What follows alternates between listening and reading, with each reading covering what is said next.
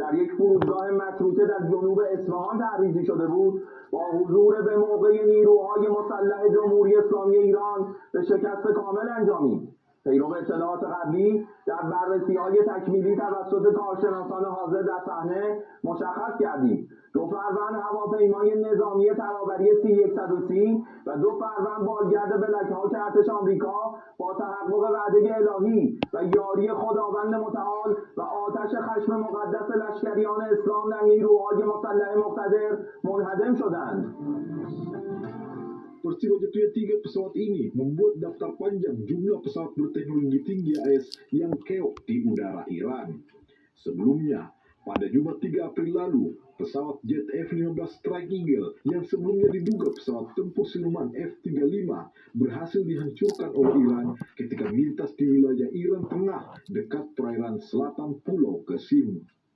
Jatuhnya pesawat ini menjadi pukulan telak bagi teknologi pesawat super canggih AS karena baru kali pertama berhasil ditembak jatuh setelah beroperasi selama 2 dekade membantu Amerika Serikat melakukan berbagai serangan udara di wilayah Timur Tengah.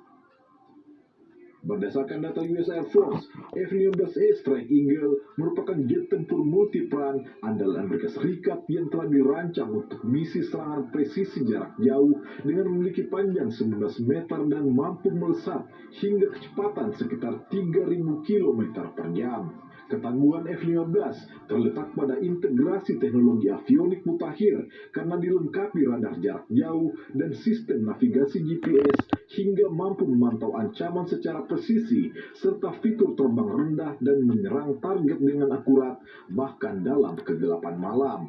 Jet ini juga memiliki segudang senjata berjalan mulai dari rudal udara hingga berbagai bom dan meriam. Di medan laga, F-15 memegang rekor tempur yang mencengangkan, yakni 104 kali menang tanpa satupun terkalahkan di udara.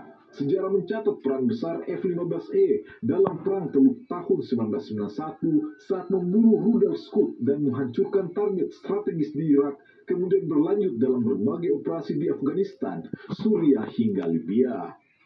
Pakar strategi PP Angkatan Udara sekaligus mantan penerbang F-5 Tiger dan F-16 TNI AU, Marsma TNI Purnawirawan Agung Sasongko Jati mengatakan bahwa jatuhnya F-15E menandai adanya kelemahan besar di balik kecanggihan teknologi Amerika Serikat yang bisa ditembus oleh Iran.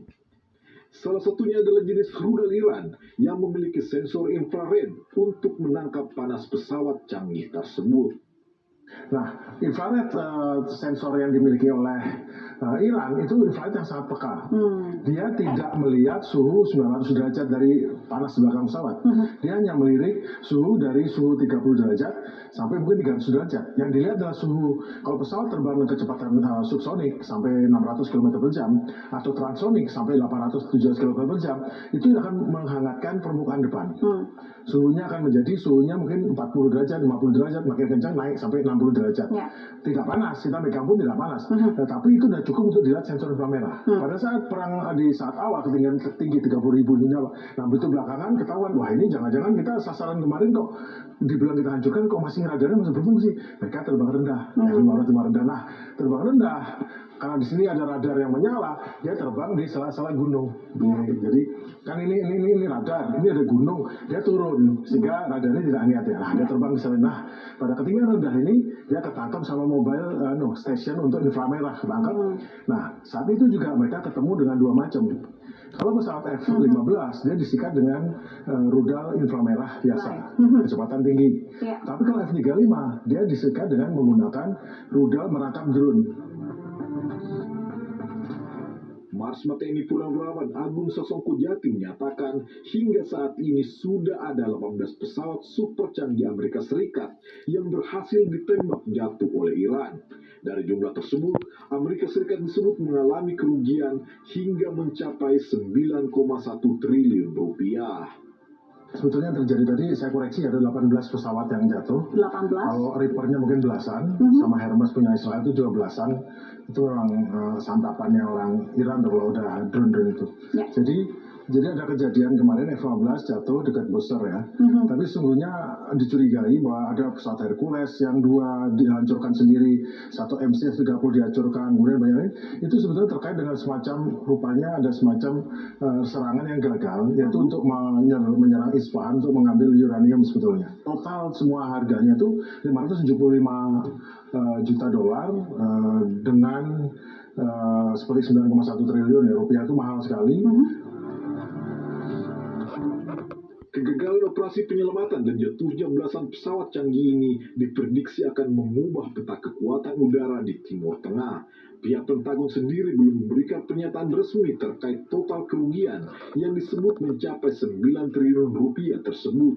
Namun yang pasti, insiden ini menjadi catatan kelam bagi sejarah penerbangan militer Amerika Serikat di dalam perang melawan Iran. Tim Liputan Metro TV.